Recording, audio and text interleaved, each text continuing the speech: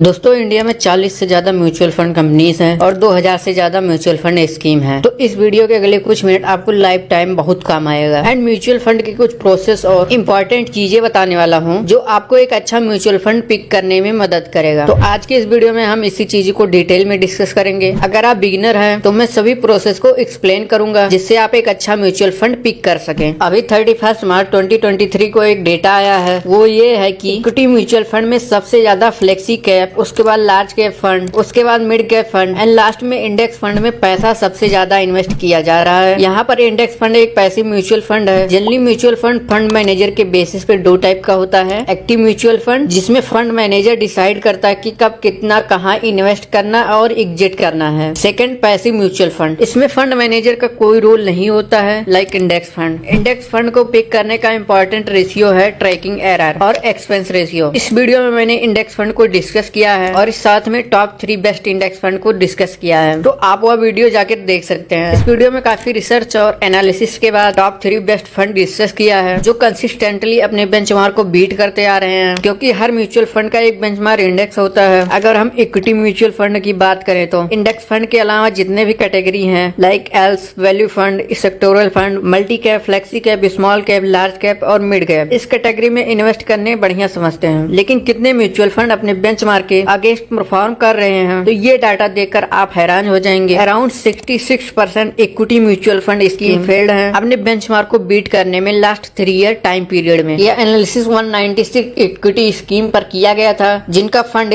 3 साल से ज्यादा हो चुका है, जिसमें ओनली 67 स्कीम अपने बेंचमार्क को बीट कर पाए हैं और 129 स्कीम फेल्ड हैं। इनमें भी मिड कैप कैटेगरी का बहुत बुरा ही परफॉर्मेंस था। Around 83% mid cap scheme last 3 year में अपने बेंचमार्क से अंडर परफॉर्म की है। केवल 4 scheme HDFC, Motilal Oswal, quant, SBI, magnum mid firm अपने बेंचमार्क को बीट कर पाए हैं। फ्लेक्सी कैप में अराउंड 76% और स्मॉल कैप में 43% स्कीम ने अपने बेंचमार्क से अंडर परफॉर्म किया है, यानी वो अपने बेंचमार्क के जितना भी नहीं रिटर्न दे पा रही हैं। और भी बहुत इक्विटी फंड के कुछ डाटा हैं, आप वीडियो को पॉज करके देख सकते हैं। यहाँ पर इंडेक्स फंड में 0.01% से 0.5% का एक्सपेंस रेशियो पे करना होता है, जबकि इन फंड्स में 0.2% से लेकर 3% तक का एक्सपेंस रेशियो पे करना होता है। और इस कैटेगरी में किसी अच्छे फंड को पिक करते हैं तो उनमें एक्सपेंस रेशियो मोर देन 0.5% हो सकता है, इससे कम नहीं। तो इनमें इन्वेस्ट करने और ज्यादा एक्सपेंस रेशियो पे करने का मोटिव ये होता है कि हम यहाँ थोड़ा ज्यादा रिटर्न एक्सपेक्ट करते हैं, और हमें ज्यादा रिटर्न तभी मिल सकता है जब ये फंड अच्छा परफॉर्म करें और बेंचमार्क से ज्यादा रिटर्न बना कर दें। और जब ये अपने बेंचमार्क को बीट नहीं कर पाते तो हमें यहाँ 2 लॉस होता है। पहला, एक तो बेंचमार्क को बीट नहीं कर पा रहे तो अगर हम इंडेक्स फंड में इन्वेस्ट करें तो उतना रिटर्न पा सकते हैं, उसमें कम रिस्क भी होगा। और सेकंड, एक्सपेंस रेशियो जो इंडेक्स फंड में कम होता है, यहाँ हमें ज्यादा एक्सपेंस रेशियो पे करना पड़ता है। तो यहाँ ओवरऑल मैक्सिमम फंड अपने बेंचमार्क को बीट नहीं कर पाते। ऐसे में बहुत ही मुश्किल होता है एक बेस्ट म्यूचुअल फंड को पिक करना जो कंसिस्टेंटली परफॉर्म कर रहा हो। तो हम जब भी किसी फंड को पिक करें तो ये ध्यान देने की जरूरत है कि वो फंड कंसिस्टेंटली रिटर्न बना कर दे रहा हो, यानी वो फंड कभी कम या तो कभी बहुत ज्यादा रिटर्न ना दे रहा हो, और उसका fund is more than 3 year to 5 year होना चाहिए या उससे ज्यादा होना चाहिए। क्योंकि अगर कोई फंड 3 साल का है, क्योंकि 3 साल से कम फंड में तो इन फंड के कुछ important ratio like standard deviation, beta, Sharpe ratio and alpha, ये सब मिसिंग होते हैं, जिस कारण हम रिस्क और रिटर्न का अंदाजा नहीं लगा पाते। कोई भी फंड पिक करते हैं तो फंड 3 साल से ज्यादा होना चाहिए, तभी ये रेशियो निकाले जाते हैं। अब इसका मतलब ये नहीं कि ये फंड फ्यूचर में अच्छा परफॉर्म नहीं कर सकते। इनको एनालिसिस करने से चांस बढ़ जाता है कि ये फंड अच्छे रिटर्न बनाकर दे सकते हैं। और किसी भी फंड के 2-3 साल के रिटर्न से उसके कंसिस्टेंसी का अंदाजा नहीं लगाया जा सकता। ये भी हो सकता है कि वो किसी सेक्टर में ज्यादा इन्वेस्ट किया हो और उसका बूम हो उस समय, तो हर समय कोई एक सेक्टर परफॉर्म नहीं कर सकता। मेरे कहने का मतलब ये है, रोड पर तो गाड़ियां चलते हैं, एक्सीडेंट भी होते हैं, बट जिसका एक्सपीरियंस 3-4 साल या उससे ज्यादा है और वो प्रॉपर सीट बेल्ट लगाकर चलता है तो उसको चोट खाने के चांस कम है। तो इन सभी को ध्यान में रखकर मैंने 3 बेस्ट म्यूचुअल फंड पिक किया है, और मैंने इनको क्यों पिक किया है ये भी जानेंगे। तो हमारा इंपॉर्टेंट पैरामीटर कुछ इस तरह से है। फर्स्ट, फंड मैनेजर, क्योंकि अगर हम यहाँ देखें तो उस फंड पर पूरा कंट्रोल फंड मैनेजर का होता है। अगर वो बहुत ज्यादा एक्सपर्ट है, हाई रिटर्न देने का ट्रैक रिकॉर्ड है, तो आपका चांस बढ़ जाता है कि आपको भी अच्छा रिटर्न मिल सके। सेकंड पैरामीटर है पास्ट परफॉर्मेंस, उस फंड का पास्ट रिटर्न बढ़िया होना चाहिए और कंसिस्टेंट रिटर्न होना चाहिए।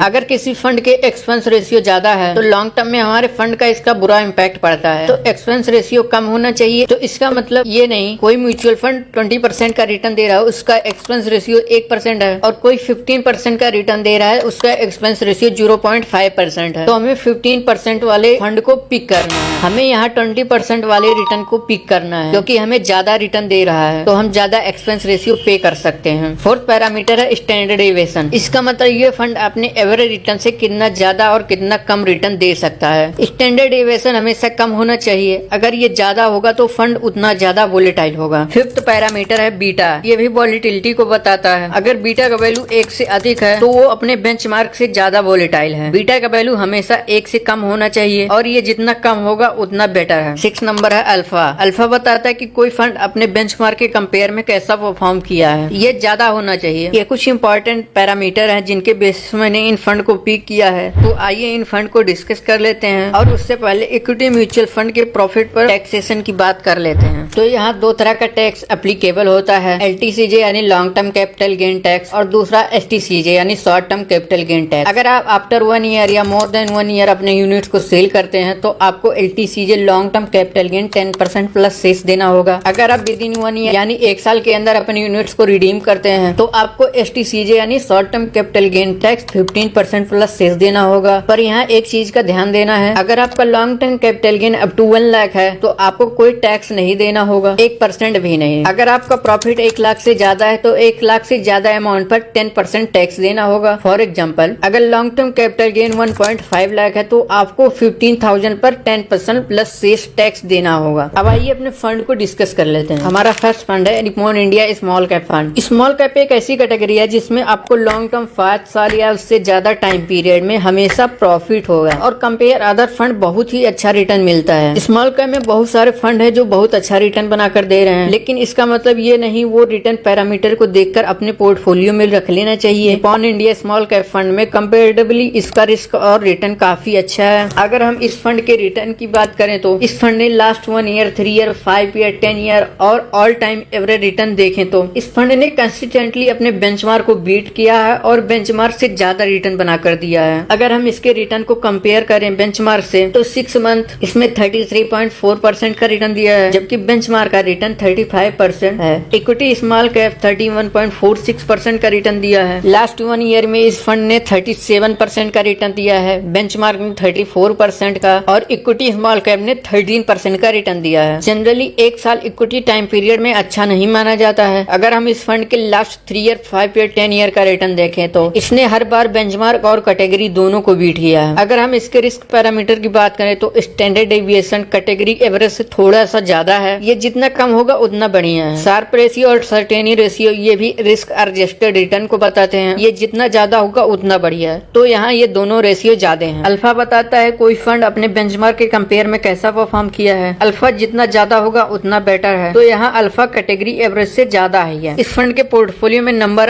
स्टॉक 200 है। टॉप 10 स्टॉक का होल्डिंग परसेंटेज 15.12% है। टॉप 5 स्टॉक का होल्डिंग परसेंटेज 8.89% है and sector wise top 3 sector का वेट 40% है। पीवी रेशियो 3.70 और पी रेशियो 27 है जो काफी बेटर है। इसको हम कभी दूसरे वीडियो में डिस्कस करेंगे। इस फंड के नेट एसेट की बात करें तो वो 37,374 CR है। Exit load 1%। अगर आप 30 डेज के अंदर अपनी यूनिट्स को रिडीम करते हैं तो 1% का चार्ज देना होगा। आफ्टर 30 डे आपको कोई चार्ज नहीं देना होगा। मिनिमम 5,000 से लमसम और मिनिमम 1,000 से SIP स्टार्ट कर सकते हैं। ये फंड 10 साल से भी ज्यादा पुराना हो गया है। पीयर कंपैरिजन की बात करें तो वैल्यू रिसर्च ने 4 स्टार रेटिंग दी है। Top 5 fund quant small cap fund के बाद सबसे ज्यादा रिटर्न इसी फंड ने दिया है। एक्सपेंस रेशियो की बात करें तो क्वांट स्मॉल कैप का एक्सपेंस रेशियो सबसे ज्यादा, कोटक, टाटा और एक्सिस का कम है। बट स्टार्टिंग में मैंने कहा है जो फंड हमें थोड़ा ज्यादा रिटर्न बनाकर दे रहा है तो 0.5% या 1% एक्सपेंस रेशियो देना कोई बुरी बात नहीं है। मेरे अकॉर्डिंग यहाँ निप्पॉन का परफॉर्मेंस काफी बढ़िया है। बट ये एक स्मॉल कैप फंड है तो आप शॉर्ट टर्म के लिए बिल्कुल ही कंसीडर ना करें क्योंकि शॉर्ट टाइम में ये काफी वोलेटाइल होता है। आप लॉन्ग टर्म के लिए कंसीडर कर सकते हैं। हमारा सेकंड फंड है HDFC mid cap opportunity fund. इसके रिटर्न को देखें तो लास्ट ईयर इस फंड ने कंसिस्टेंटली अपने बेंचमार्क को बीट किया है। इसके रिटर्न को देखें तो लास्ट ईयर इस फंड ने कैटेगरी और बेंचमार्क दोनों को बीट किया है। 3 year, 5 year, 10 year all time average return में इस फंड ने हमें हमेशा अपने कैटेगरी और बेंचमार्क को बीट किया है। इसका कैटेगरी और बेंचमार्क के रिटर्न को इससे कंपेयर करें तो इसने 6 month, 1 year, 3 year, 5 year, 7 year, 10 year हर बार अपने कैटेगरी और बेंचमार्क दोनों को बीट किया है। इसके रिस्क पैरामीटर की बात करें तो इसके सभी पैरामीटर काफी बढ़िया हैं। स्टैंडर्ड डेविएशन और बीटा वॉलिटिलिटी को बताते हैं। ये जितना कम होगा उतना बढ़िया है। यहाँ स्टैंडर्ड डेविएशन और बीटा कैटेगरी और बेंचमार्क दोनों से कम है। Sharpe ratio, certainty ratio category average से ज्यादा होना चाहिए, यहाँ ज्यादा है। अल्फा जितना ज्यादा होगा उतना बढ़िया है, यहाँ कैटेगरी एवरेज से ज्यादा है। इस फंड के पास टोटल नंबर ऑफ स्टॉक 63 है। टॉप 10 स्टॉक का वेट 29.92% है। टॉप 5 स्टॉक का वेट 16.58% है। सेक्टर वाइज टॉप 3 सेक्टर का वेट 48.34% है। पीवी रेशियो 2.78 और पीई रेशियो 18.97, ये भी बढ़िया है। एंड लास्ट फंड का पीयर कंपेरिजन करे तो रेटिंग 4 स्टार और पिछले 10 साल में इन फंड के कंपेयर में ये काफी अच्छा रिटर्न बनाकर दिया है। पिछले 10 साल में कोटक इमर्जिंग इक्विटी फंड ने ज्यादा रिटर्न दिया है, but all time average return में HDFC का रिटर्न सबसे ज्यादा है। एक्सपेंस रेशियो भी बढ़िया है। मिनिमम 100 से लमसम और मिनिमम 100 से SIP कर सकते हैं। एग्जिट लोड 1% है। अगेन 365 डे के अंदर यूनिट्स को रिडीम करने पर 1% का चार्ज देना होगा। आफ्टर 365 डे कोई चार्ज नहीं देना होगा। ये फंड 10 साल से भी ज्यादा पुराना है। अगेन ये मिड कैप फंड है, तो इसमें स्मॉल कैप से कम और लार्ज कैप से ज्यादा वोलेटाइल। हमारा थर्ड फंड है पराग पारिक फ्लेक्सी कैप फंड। ये फंड रिटर्न के मामले में हमेशा रिस्क एडजस्टेड रिटर्न बनाकर देता है। 1 year, 3 year, 5 year, 10 year all time return हर बार कंसिस्टेंटली अपने बेंचमार्क और कैटेगरी दोनों को बीट किया है और काफी अच्छे मार्जिन से बीट किया है। हर टाइम पीरियड में ये फंड अपने बेंचमार्क और कैटेगरी दोनों को बीट करता आ रहा है। रिस्क की बात करें तो स्टैंडर्ड डेविएशन और बीटा बेंचमार्क और कैटेगरी दोनों से कम है। शार्प रेशियो, सर्टेनिटी रेशियो भी बढ़िया है। बीटा भी कंपेरेटिवली कम है। अल्फा भी बहुत ही बढ़िया है। इस फंड के पोर्टफोलियो में 14 स्टॉक है। होल्डिंग परसेंटेज आप वीडियो को पॉज करके देख सकते हैं। पीयर कंपैरिजन की बात करें तो वैल्यू रिसर्च ने इन 5 फंड में से इसको 5 स्टार रेटिंग दी है। मिनिमम लमसम 1000 से और मिनिमम 1000 से SIP की स्टार्टिंग कर सकते हैं। इसका नेट एसेट वैल्यू 42,785 करोड़ है। एक्सपेंस रेशियो 0.66% है, जो काफी कम है। ये फंड 10 साल से भी ज्यादा पुराना है। तो ये था आज के टॉप फंड और कुछ नॉलेज। अगर इसके अलावा कोई क्वेश्चन क्वेरी है तो नीचे कमेंट सेक्शन में पूछ सकते हैं। और ये कोई बाय सेल की रिकमेंडेशन नहीं है, ना ही मैं सेबी ऑथराइज्ड फाइनेंशियल एडवाइजर हूँ। तो आप अपने फाइनेंशियल एडवाइजर से सलाह और हेल्प ले सकते हैं और रिस्क और रिटर्न को कैलकुलेट करके इन्वेस्ट करें। मिलते हैं नेक्स्ट वीडियो में, तब तक के लिए पुरानी वीडियो को देख सकते हैं। Thanks for watching.